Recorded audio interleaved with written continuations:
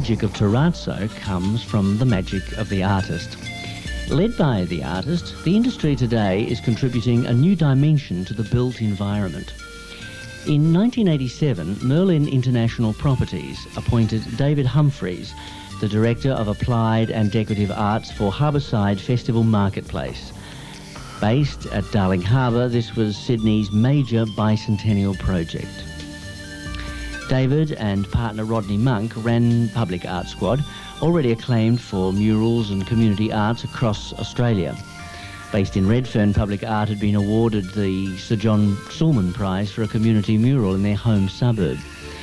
And it was thought that they could bring life and a community spirit to this development. Their collaboration with Harbourside's architect Robert Perry produced one of the biggest and certainly one of the most unusual programs of artworks ever seen in a shopping centre in Australia. And a special feature is the decorative floors made in Terrazzo. David commissioned designs from artists whose style of work suited specific locations and of course could be adapted into Terrazzo. Up until then, Terrazzo was always regarded as a basic material, a utilitarian part of building, but David saw its potential for more.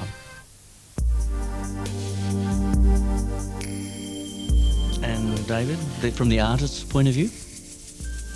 On the floor, we had inserts of mosaic and terrazzo and brasswork. And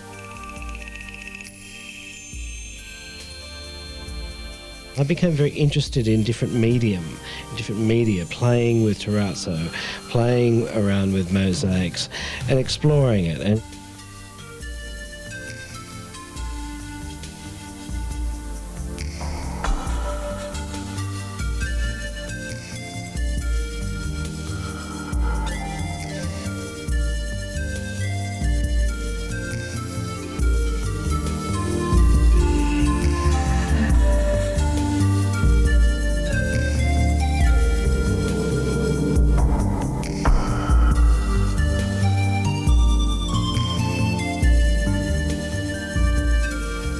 Merlin Sky Garden in the retailing centre of Sydney had a very different intent to Harbourside. They worked closely with interior design architects Peter Hansray from Detroit to create a building with a cohesive Australian visual language. And the iconography of that language in Sky Garden is focused in the lobby, with the themes developed from the imagery in the floor.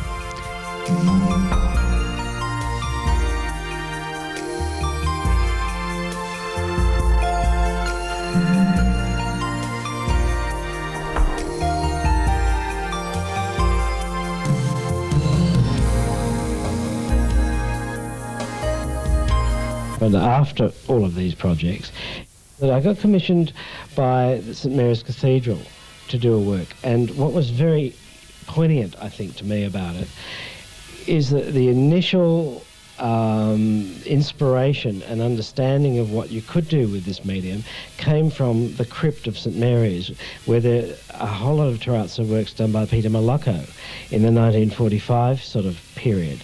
And they showed me that you could get colour, you could play with texture and stones and all of that, but they gave me my first sort of inkling and knowledge. In fact, they're very important pieces and inspiration. But the other thing about the symbolism that they used was also a great influence when I started working on the job with St Marys.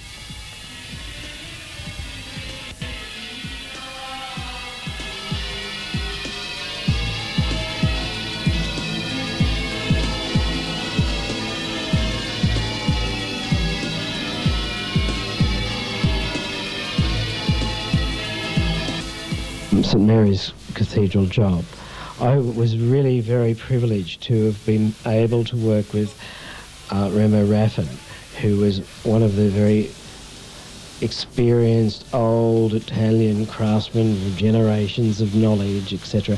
Part of what actually Malocco brought to Australia, what Malocco did with his work is that he brought to Australia craftsmen that had the capabilities of making these things for him. And I find it very interesting, me 40 years down after that, to be an artist working in that medium, having a team of people that come from that Morocco tradition. But what we've also added to it is some modern technology, like cutting polystyrene templates and using computers and thinking about designs and all of that. But I couldn't do it without the old men of the industry who have the ability to work with you as a supportive artisan.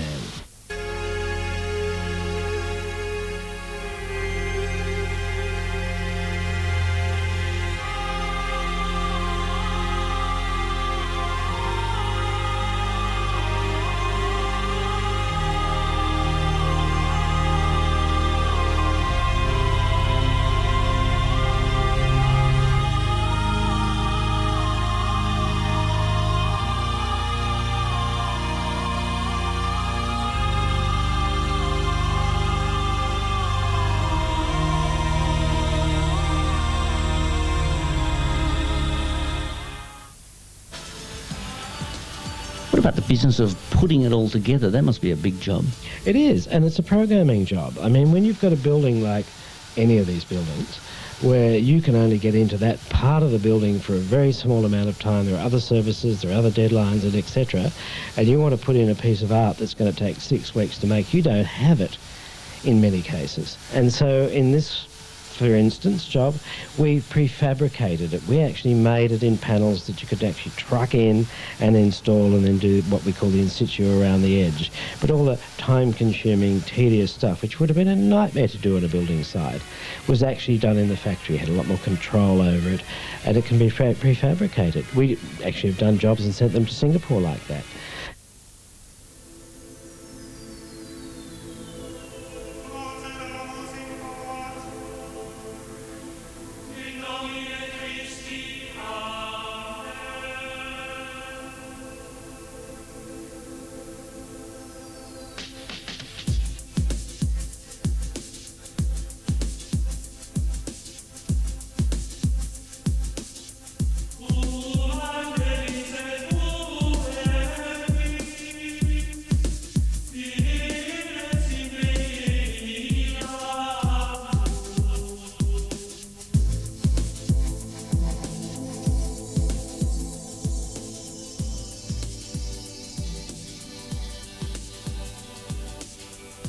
It is in the inner sanctum. It's in it's the meeting rooms of the Cardinal's house, where at receptions and things everybody spills out into this, very large foyer area which has the message of earth, wind, fire and water.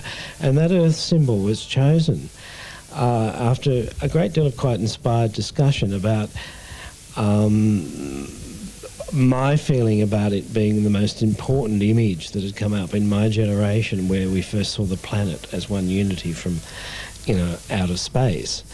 And that has also inspired me to do a series of these things. So there's one in St Marys, and there's another one that's done in Harbourside. Totally different intent, totally different mood, totally different atmosphere, but the icon is an icon that I found as an art form that I'd like to explore, and I'd like to do lots of them.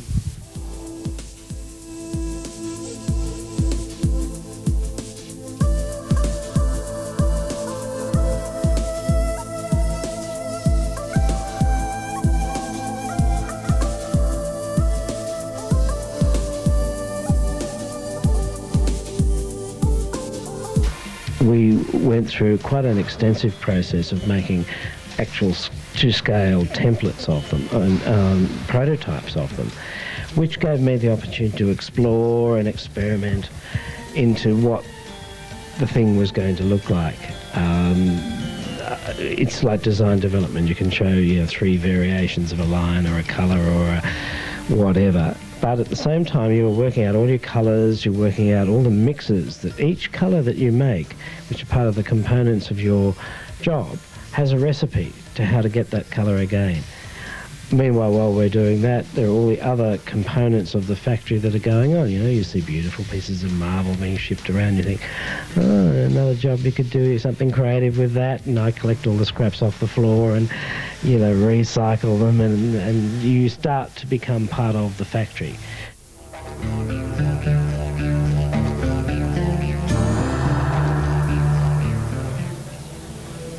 Did you have much trouble going from designing a spiritual palace to a commercial palace, to going from St Marys Cathedral in Sydney to the harbourfront complex on Sydney's Darling Harbour?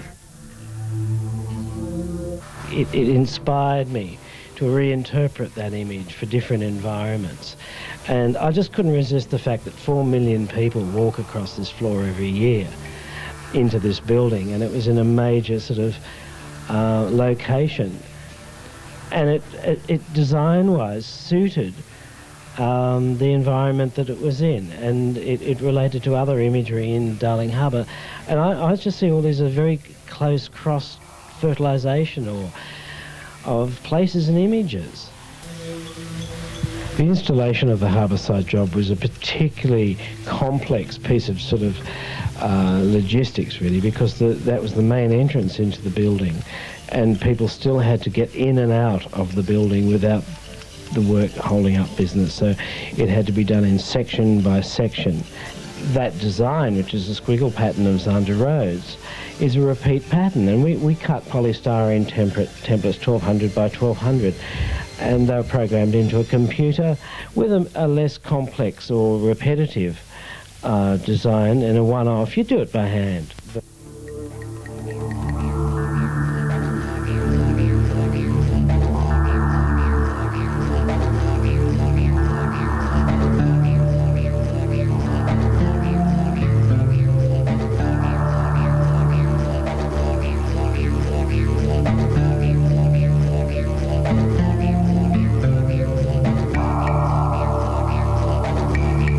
Who's working on that side of it has a list telling him how many proportions of what stones, what glass, what cement go into that particular mix of terrazzo, and there might be anything from 8 mixes of different colours that are being used in the water or in the earth or whatever, and they've all got to be ready. And they've all got to be mixed to the right amount that you need. So they have to look at the plan and work out how many, barrow loads of cement they need for that many metres. These guys are experts. They're superb professional technicians. It became like painting. And you're actually using different colours of cement and different textures to paint and use the trowel. When it's ground back, you're grinding back off the top of it, so you're painting deeply. You're painting like you're making a marble cake.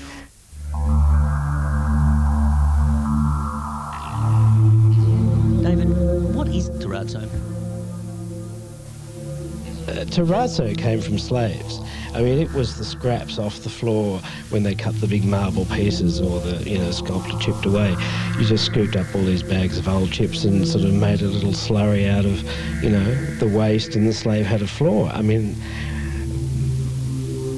that's where it came from, it has been refined from there into something which decorates cathedrals, shopping centres, service clubs, anywhere. I mean, it's toilet petition material. But made art. It's what you do with it.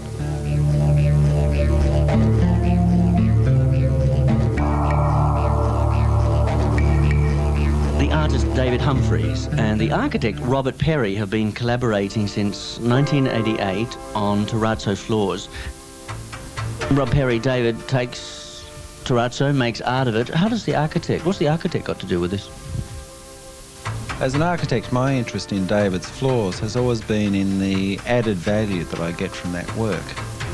Because for the same money, I can only buy floors in other stone materials that are quite impersonal, or just some graphic design.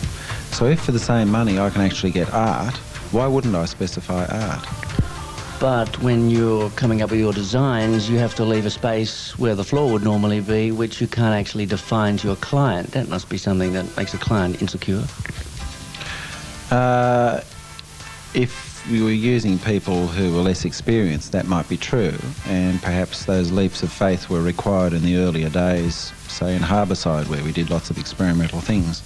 But these days, when David has a team of artisans behind him who are mixing the paint, if you like, he's virtually painting with trowels now, large-scale paintings done live on the building. That's not an act of faith for me, because I know the depth that he has, and I know the depth of his team, and all the technical matters are attended to in the laying of the floor.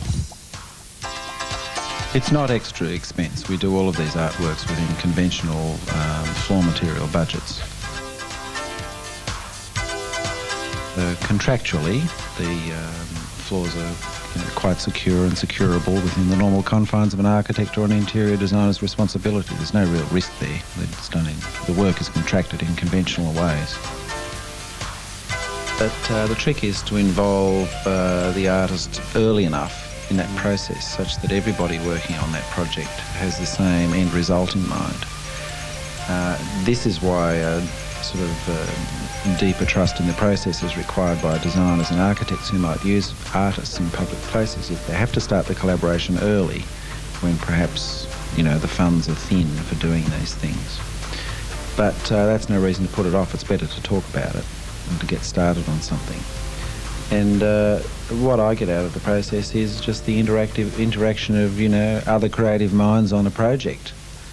And all the stimulus that comes from that, from people who can do things in a richer way than we can specify by ourselves. Well, I think, there are many things that are distinctive about it. As a creative idea, it's distinctive. And its technical implementation, it's distinctive. But the thing that's particularly strong to me about it is that it was all laid in situ under an artist's direction and by an artist, like paint.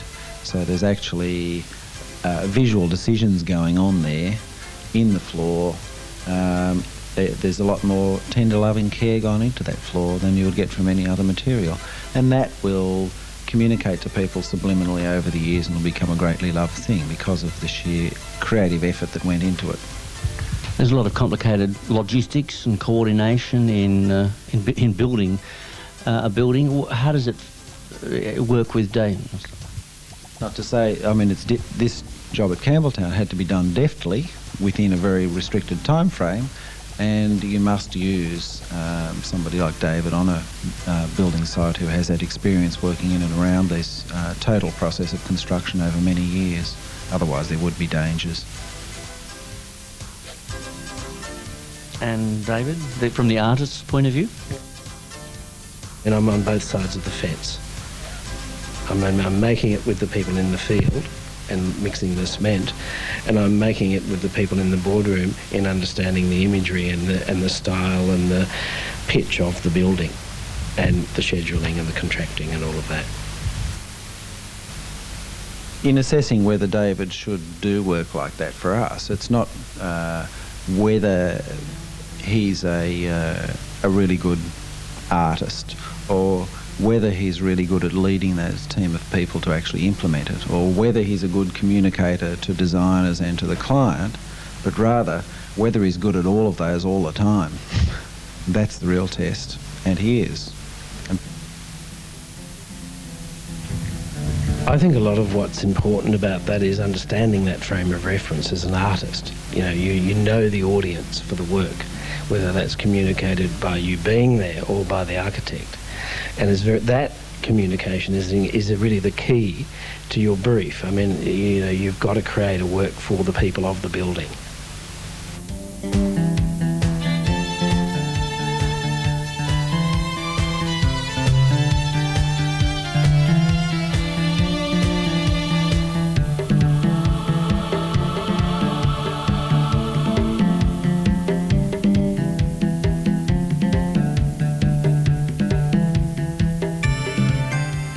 I think it's a mutually enjoyed dialogue that goes on in creating these things, because you're looking at each other's needs, at each other's brief, and each other's sort of own desire to interpret the space artistically. But the pragmatic structure of how technically you're going to get it done is actually part of the building industry. It's very understandable. The best thing, really, is to contract it so you give me the freedom to do what I do best, which is to be creative with the medium.